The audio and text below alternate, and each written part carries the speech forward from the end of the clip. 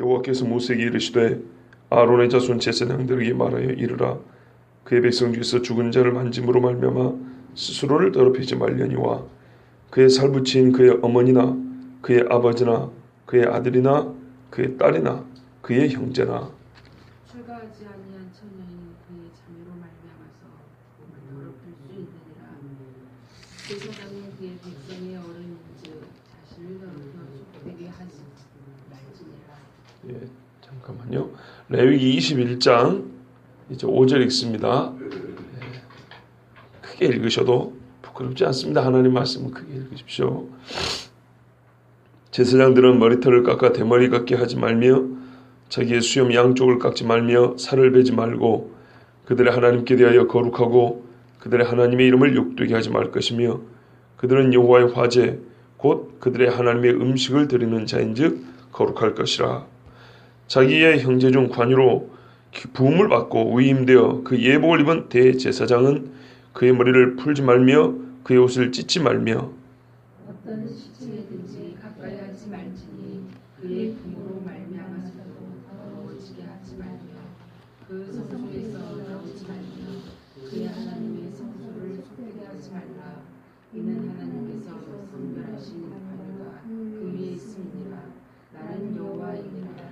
그는 처녀를 데려 아론에게 말하여 이르라.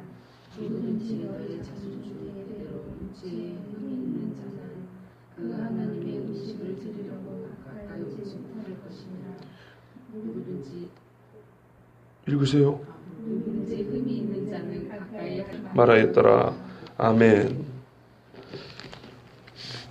원래 이렇게 둘이 짝져서 읽으면 24절이 여러분이 읽어야 되는데 제 차례도 같이 읽게 됐습니다. 뭔가 좀 이상한데요? 빠진 데 없지요? 빼먹고 읽은 데 있습니까 혹시? 장로님 있습니까? 제가 하나 빼먹고 읽었죠? 더 읽었다고요?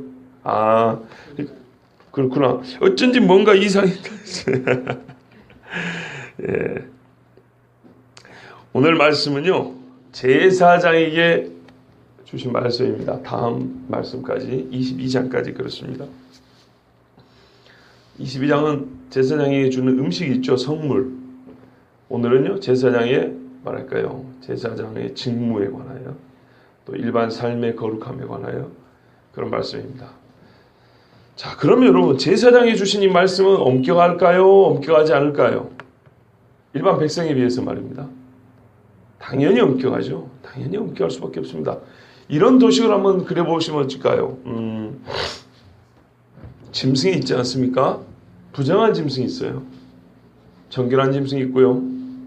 정결한 짐승 중에 제물로 드릴 수 있는 짐승이 있어요. 이방인이 있고요. 선택받은 이스라엘이 있습니다. 이스라엘 중에 제사장이 있습니다. 훨씬 더 좁혀 들어가죠. 그 말은 훨씬 더 거룩해야 한다는 말이고 하나님 앞에 거룩한 말씀을 받았고 실제로 거룩해야 한다는 말씀입니다. 그러니 엄격할 수밖에 없습니다. 보시다시피 오늘 말씀 중에 하나님이 제사장을 일컫는 특별한 호칭들이 있습니다. 제사장은 누구인즉 어떤 자인즉 이래가지고 제사장이 누군가에 대해서 하나님이 설명을 해줬어요. 그 설명들을 보면 한 생명으로서 더 가치가 있다는 게 아니고 같은 생명인데 그가 하는 일 때문에 더 이런 거룩함이 요구된다. 이렇게 하나님 말씀하셨어요. 그의 직무 때문에 다른 사람들을 앞에서 하나님께로 인도하는 그의 직무 때문에 더 거룩해야 된다 그랬어요. 정말 오해하지 마세요. 요즘 목사는 제사장이 아닙니다. 절대로 아닙니다. 성경에는 예수 그리스도 우리 대제사장이라 그랬고요. 나머지는 제사장이 될 일이 없습니다. 예수님이 제사장이 할 일을 다 해버렸기 때문에 사람은 제사장이 할 일이 없습니다. 그런데 영적인 측면에서 우리의 살아가는 삶의 사명에 있어서 보니까 모든 그리스도인이 제사장 역할을 해야 된다고 했어요. 믿는 자, 아니 하나님과 안 믿는 자 사이에 서 있어야 될 사람이 모든 믿는 자. 예, 그런 사명이 있다고 그랬기 때문에 오늘 우리가 다 받아야 될 말씀이라고 생각하면 됩니다. 자, 보십시오. 제사장은요 1절부터 4절까지 보시면 가족 외에는 장례식에 참석할 수가 없어요. 왜 그럴까요? 부정한 것을 만진 자를 또 만진 자는 부정하게 되죠.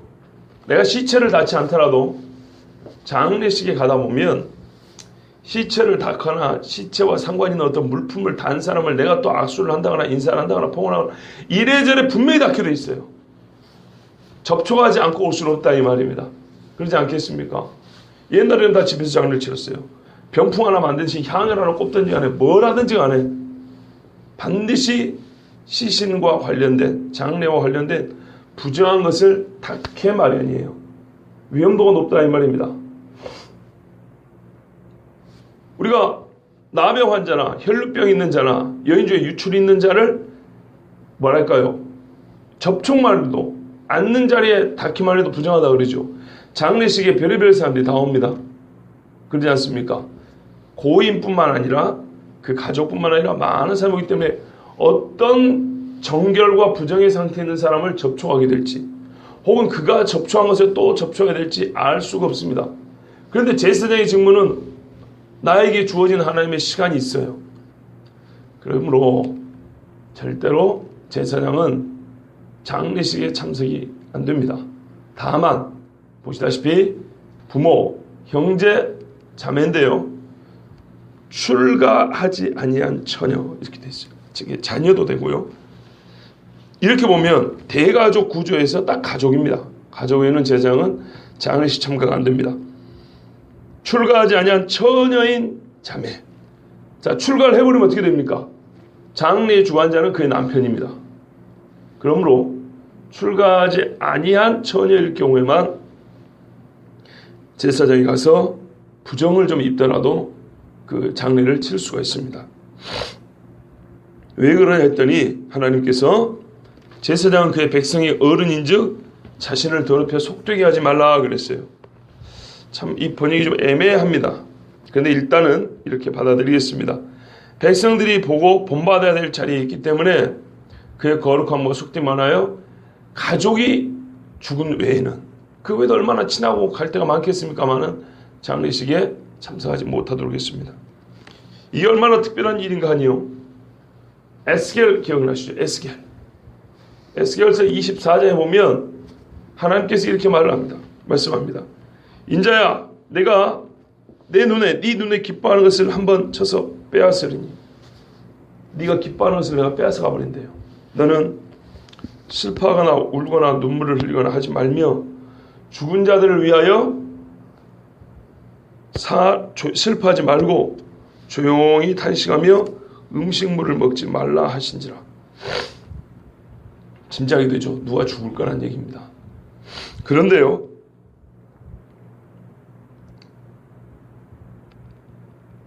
내가 아침에 백성이 말하였더니 저녁에 내 아내가 죽었으므로 아침에 내가 받은 명령대로 행하며 그러니까요. 울지도 않고 머리에 수건을 동이지도 않고 이렇게 가리지도 않고 아무것도 안 하고 일상적인 생활을 그대로 하는 거예요. 백성들이 기가 막히죠. 자기 부인이 죽었는데 그럴 수가 있습니까? 그래서 백성들이 물어봅니다. 이 일이 우리하고 무슨 상관인지 빨리 말해라.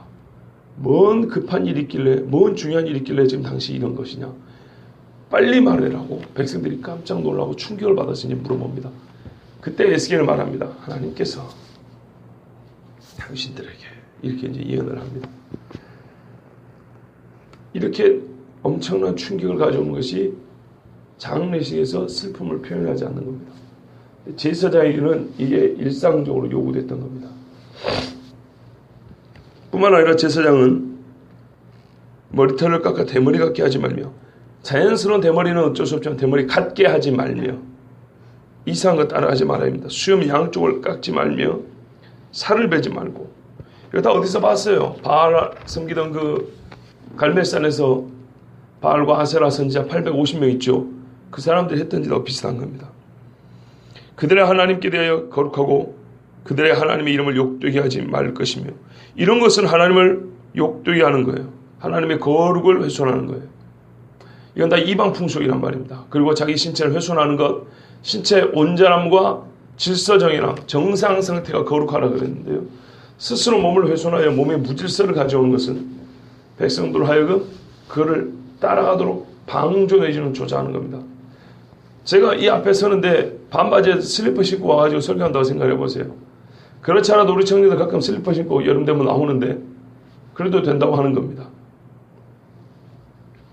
그들은 여호와의 화제고 그들의 하나님의 음식을 드리는 자인즉 거룩할 것이라 그랬어요. 하나님께서 여기 한마디씩 꼭 해요. 거룩하라 했어요. 왜 거룩해야 합니까? 했더니 제사장이 하는 일의 종류를 한 가지씩 들어가면서 말씀을 해요. 제사장은 백성을 지도하고 가르치는 자이죠. 또 제사장은 백성들이 가져온 헌물을 가지고 하나님 앞에 나가는 자이죠. 대신 드리는 자입니다. 그래서 여호와의 화제고 그들의 하나님의 음식을 드리는 자인즉 제물을 드리는 자이기 때문에 하나님 앞에 직접 가져가서 주여 받으소서 하는 자들이기 때문에 거룩하게 되어야 된다 그랬어요. 뭐라면요, 거룩한 것이 됐든 부정한 것이 됐든 하나님과 가장 가까이 나가는 자들, 가까이 들고 가는 자들입니다. 그들은 그러므로 결혼하는 데 있어서도 매우 거룩해야 됩니다. 제사장은 7절에 부정한 장녀나 이혼당한 여인은 취하지 말라 그랬어요. 왜요? 그가 여호와 하나님께 거룩함이니라. 장녀는 이해가 되는데 왜 이혼녀는 안 됩니까? 이혼을 해버리시면 남편이 없는 거 아닙니까? 그렇죠? 남편이 없는 자유한 여자이기 때문에 문제가 안 됩니다. 그런데 이제 이런 문제가 따라옵니다. 요즘도 말입니다. 이혼했다 그러면 평판이 별로 안 좋습니다. 그죠? 본인의 잘못이 있어서 그럴 수도 있지만은 아닐 수도 있어요. 그런데 일단은 이혼을 하게 된 사유에 대하여 사람들이 생각을 하게 됩니다. 불필요한 생각을 한다 이 말입니다. 제가 만약에 이혼한 여자랑 결혼했다 한번 생각해 보세요. 제사장도 아닌데 그러면 여러분이 생각할 때 안 해도 될 불편하고 부정한 생각을 하겠습니까? 안 하겠습니까? 분명히 하게 됩니다. 왜 그랬을까? 뭔 일이 있을까? 굳이 따지지 않아도 할 생각들을 하게 되면서 우리가 흔히 하는 말로 은혜가 덜 돼요. 그러면. 근데 과거에 제사장이 어떻게 이혼했길래 이혼당한 여자하고 했을까? 보통 당시에는 결혼을 일찍 했단 말이에요.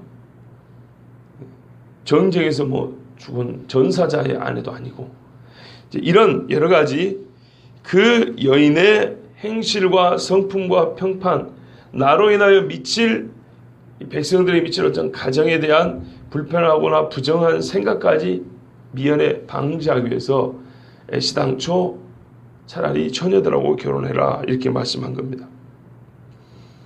8절에 보시면 너는 그를 거룩히 여기라. 자, 백성이는 말해요. 제사장은 거룩한 자로 얘기해야 된다. 그렇게 여기라고 했으면 제사장 스스로는 더 거룩하게 살아야 되죠. 그러니까 이런 것들이 상호 안에 주어진 겁니다. 그는 내 하나님의 음식을 드림이라. 여기에 또 반복되어 있죠. 하나님께 음식을 드린다는 것이 이렇게 중요한 겁니다. 그래서 백성들은 제사장을 거룩히 여겨야 되고요. 8절에 두 번 반복이 되어 있어요. 그리고 제사장 자신은 모든 일에 가장 은밀하고 사적인 일조차도 백성들에게 부정함에 빌미가 되지 않도록 조심해야 됩니다. 8절 끝부분에 또 이렇게 되어 있죠. 너희를 거룩하게 하는 나 여호와는 거룩함이니라 이렇게 되어 있어요. 그러니까 나는 백성에도 거룩하고 제사장에도 거룩한 존재, 모든 일에게 거룩하니까 너희가 각자 있는 자에서 너희는 나를 향하여 거룩해야 된다는 거예요. 나는 너희를 향하여 거룩하니까. 또 제사장의 딸이 말이죠. 행음해갖고 자신을 속되게 하면 아버지를 속되게 하면 그를 불사를 찐다 그랬어요. 저도 딸이 있고 또 아들, 딸에서 이제 3명이나 되니까 사람이 살면서 어떤 참 좋고 나쁜 일이 생길지는 모릅니다. 우리 어릴 때 초원에서 듣고 큰 말이 있어요. 딸이 몇 명이면 누구 집 어쨌든 욕하지 말고 그런 얘기가 있어요. 그런데 제가 이 말씀을 읽으면서 어쨌든 간에 하나 떠오르는 사건이 있었습니다. 지방에 아주 대형 교회입니다. 수천 명 단위의 대형 교회인데 그 목사님 딸이 그 교회 남자 청년하고 잠자리를 했나 봐요. 결혼하기 전에. 근데 그 남자애가 소문을 내고 댕겨버렸어요. 자랑 삼아. 그래가지고 제 친구가 그 이야기를 듣고 저한테만 해준 게 아니고 우리 여러 친구들 있는 자리에서 그 이야기를 했어요. 근데 저희보다 몇 년 후배이기 때문에 정확히 어떻게 생겼는지는 몰라요. 그런데 그런 이야기를 했을 때 기분도 별로 좋지 않을 뿐만 아니라 이 말씀에 따라 그 아버지의 뭐랄까요, 영광을 가리고 그 아버지의 거룩한 직무를 참 부정하게 하는 그런 느낌, 이거는 이 레위기 때나 지금이나 목사가 레위인은 아닙니다만은 직무에 있어서 유사한 측면이 있잖아요. 하나님의 말씀을 전하는, 또 성례를 집전하는 그런 유사한 측면이 있어서 생각해 보면 어쨌거나 성도들에게는 모범이 되어야 되고 하는데, 물론 그 딸 이야기입니다. 아버지가 뭐 시켜서 그런 게, 그 아버지는 참 좋은 분입니다. 뭐 어떻게 마음대로 할 수 있는 건 아니지만은 그런 것들이 이렇게 알려져 가지고 소문이 나서 이렇게 돌고 돌아다닐 때는 정말 그 부모의 얼굴을 창피하게 하는 것은 사실입니다. 그래서 믿는 자의 자녀들은 참 이런 문제에 있어서 속되지 않냐고 거룩해야 되는데, 이것이 이때 당시에는 얼마나 큰 문제냐면, 어제 부인과 장모를 같이 취하면 불살라버리라고 그랬어요. 여기에 이 딸을 불살라버리라고 그랬어요. 이 정도로 이것이 이 땅에 악풍을 일으키는 요소가 됩니다. 제사장 이야기를 한번 마쳤는데요, 하나님이 한 바퀴를 더 돕니다. 한 번 더 반복합니다. 대제사장입니다. 이제는 제일 거룩해야 될 사람 이야기입니다. 아까 말씀드렸어요. 이방인과 이스라엘과 제사장, 그리고 대제사장. 제일 거룩해야 되죠. 관유로 부음을 받고 위임되어 그 예복을 입은, 이렇게 수식이 많아요. 특별하다 이런 말입니다. 거룩함에 있어도 특별해야 됩니다. 대제사장은 머리 풀지 말고 옷 찢지 말고 시체에 가까이 하지 말고, 이건 다 이제 장례에 관계된 행위들인데요. 누가 죽어도 하지 말합니다. 부모가 죽어도 절대로, 부모가 돌아가셔도 직접 장례를 치지 말라는 겁니다. 그리고 몸을 더럽게 하지 마, 성수에서 나오지 말고, 성수의 직무 중일 때는 나오지 말라는 거예요. 직무 아닐 때 있지 않습니까? 밤에 잠잘 때에도 돌아가실 수 있잖아요. 그러나 직무 중에는 그거를 그만두고 나가지 말라는 거예요. 그의 하나님 성소를 속되게 하지 말라. 이는 하나님께 성별하신 관유가 그 위에 있습니다. 나는 여호와이니라. 보세요. 아까는 백성들에게 제사장은 이런 존재다, 그리고 제사장에게 이렇게 하라 그랬어요. 그러면서 하나님이 제사장은 이런 존재다, 이렇게 가르쳐줬어요. 그죠? 제사장 너는 이렇게 해야 돼. 백성도 제사장을 향하여 이렇게 해야 돼. 왜? 제사장은 이런 존재니까. 그 다음에 이제 대제사장 이야기합니다. 하나님이 대제사장 너는 이런 존재니까 이래야 돼. 이러면서 더 큰 권위와 이유를 말합니다. 나 여호와가 거룩함이니까. 제사장 때도 그랬지만 대제사장 때는 이걸 더 강조합니다. 내가 먼저 존재한다 이거예요. 거룩한 하나님이 있기 때문에 그의 종 대제사장은 절대로 성수에서 나가지 말합니다. 보세요. 하나님께서 성별하신 관유가 그 위에 있습니다. 신뢰가 있습니다. 나답과 아비후가 죽었을 때 아론이 나갔습니까? 안 나갔습니까? 안 나갔어요. 뭐라고 이유가 됐냐면요, 여호와의 관유가 너희에게 있은즉. 똑같죠. 너희는 회막문에 나가지 말라. 그리하면 죽음을 면하리라. 그들이 모세의 말대로 했다 그랬어요. 여호와의 관유가 있기 때문에 아직 직무 중이에요. 그러므로 그 직무를 팽개치고 가지 말라는 겁니다. 예수님의 말씀 기억나십니까? 선생이요, 아버지가 돌아가셨는데 장례를 치르고 따라가겠습니다. 이건 예수님을 따르는 제자도와 관계 있는 겁니다. 죽은 자들로 저희 죽은 자를 장례하게 하고 너는 나를 따르라 그랬어요. 이 순간에는 결정을 해야 되는 순간입니다. 예수를 따를 거냐, 세상에서 가장 중요하다고 여기는 그 일을 할 거냐 이 말이에요. 근데 만약 예수님을 따르겠다 하면은 이 순간 결정을 해야 됩니다. 거의 예수님을 따른다는 얘기는 대제사장과 같이 산다는 얘기입니다. 그러므로 우리에게 너희는 거룩한 왕 같은 제사장이요 거룩한 날, 이렇게 부른 겁니다. 이게 이스라엘에 주셨던 말씀입니다. 처녀를 데려다가 아내를 삼을지니 여기에 대제사장은 추가된 게 있습니다. 과부나 이혼당한 여자나 창녀지 않은 더러운 여인을 취하지 말고. 아까 이혼녀나 창녀는 제사장도 마찬가지입니다. 그런데 대제사장은 과부가 들어있어요. 일반 제사장은 과부랑 결혼은 가능합니다. 아까 말씀드렸잖아요. 죽었을 때는 얘기가 다르다고. 그죠? 그런데 대제사장은 과부도 안 돼요. 왜 그럴까요? 보십시오.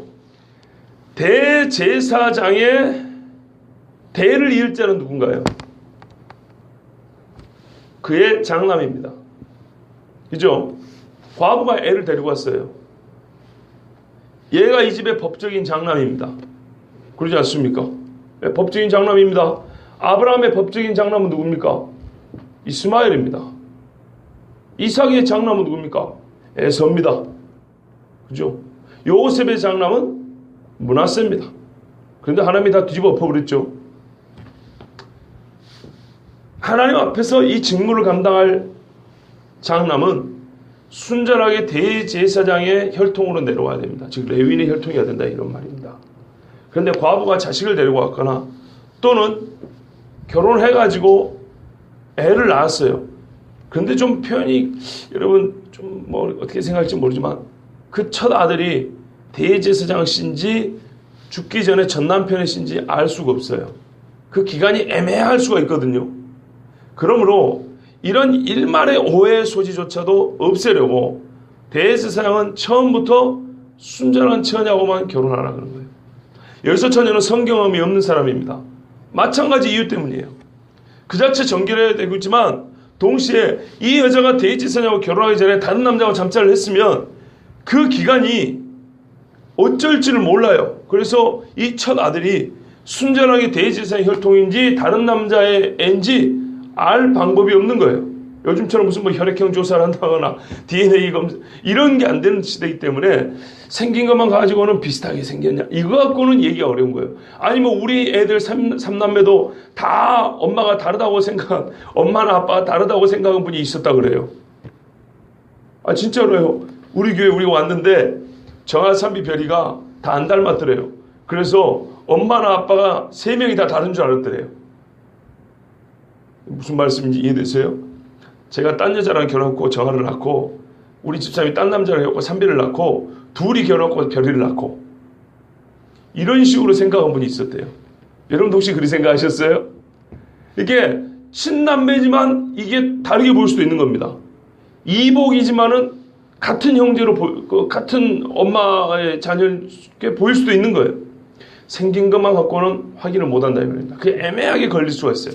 그렇기 때문에 대제사장 집은 처음부터 순전한 처녀와만 결혼해서 아이를 낳아라 이렇게 되어 있습니다. 그는 뭐예요?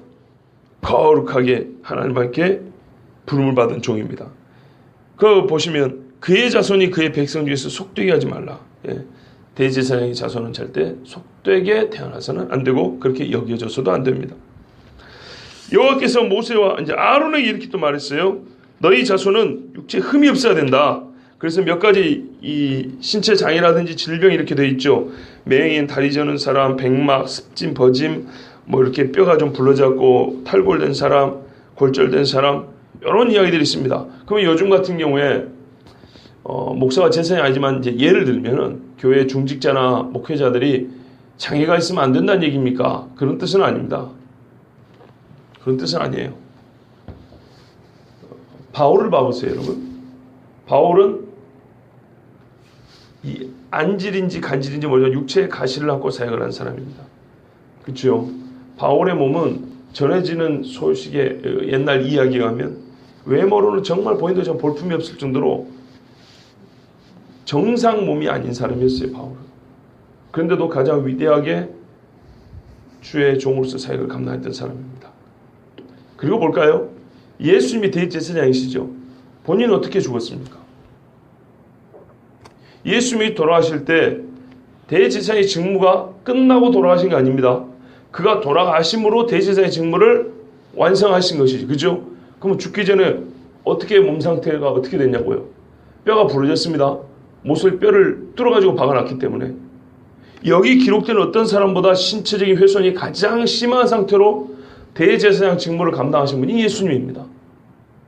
그렇기 때문에 여기 이때의 말씀은 오늘 우리가 분명히 거룩을 생각할 때 배워야 하고 들어야 될 말씀이지만은 예수님께서 약하고 천하고 굽은 것들, 병든 것들을 온전케 하시려고 그의 몸을 상하여, 그죠? 말씀 그의 몸을 상하고 찢김을 당하고 매를 맞아 죽으셨기 때문에 오늘날 대지상도 없을 뿐만 아니라 굳이 표현하자면 목회자나 교회 중직자를 그 안수받아 세움을 받은 자들에게 신체적인 온전함을 요구할 필요는 없습니다. 예수님께서 그 상한 몸을 본인이 상한 몸으로 대신의 직무를 감당하시고 더 이상 이런 요구를 율법 요구를 마쳤기 때문에 우리가 그럴 필요는 없습니다.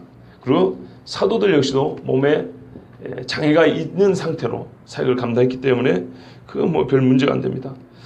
그러나 우리가 이제 전체적으로 볼 때는 말입니다. 오늘같이 거룩함을 생각지 아니하고 자기 마음대로 그렇게 살아가는 시대에는 하나님께서 옛날에 백성과 제사장과 대제사장 구별하여서 거룩함의 요구가 각기 주어졌었고 그것이 하나님을 섬기는 예법이었다는 것 우리가 꼭 기록할 필요가 있습니다.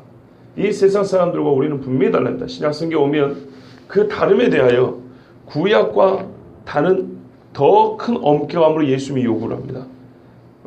구약에서는 행동을 해야 주지만 신약에서는 마음만 보고 아나니아와 삽비라 보세요. 성령을 속였다고 그 자리에서 죽었어요. 훨씬 더 큰 엄격함입니다. 그 사람들이 예수를 안 믿으면 그 자리에서 죽을 일이 없죠. 그렇게 거룩함을 요구받을 일이 없습니다. 성령을 속이는 것, 마음으로부터 성령을 속이는 것이 이 모든 율법을 행실로 어기는 것 못지않게 큰 죄입니다. 자, 아직 안 끝났습니다. 그러면 이렇게 몸이 불편한 사람들이 직무를 감당할 수가 없어요. 그럼 이 사람도 굶어 죽어야죠. 왜냐하면 제사장은 그 직무를 감당할 때 하나님이 기업이 되셔가지고 먹을 양식을 나눠줬단 말입니다. 그런데 이렇게 되면 이 사람들은 세상 일도 못하고 성막에 들어가서 봉사도 못하고 굶어 죽어야 돼요. 그러니까 하나님께서 22절에 그야 하나님의 음식이 지성물이든지 성물이든지 먹을 것이나 음식물은 먹게 해주셨어요. 휘장 안에 들어가지 못하고 제단에 가까이 하지 못한다 그랬어요. 왜냐? 그 흠이 있기 때문에 신체의 완전함 그리고 뭐라고요? 정상 상태가 거룩함의 표준이라고 했기 때문에 그것 때문에 그런 겁니다. 이 백성이 지금 이거를 배우는 시작점에 있거든요. 이와 같이 해서 성소를 더럽히지 못할 것은 나는 그들을 거룩하게 하는 여호와입니다.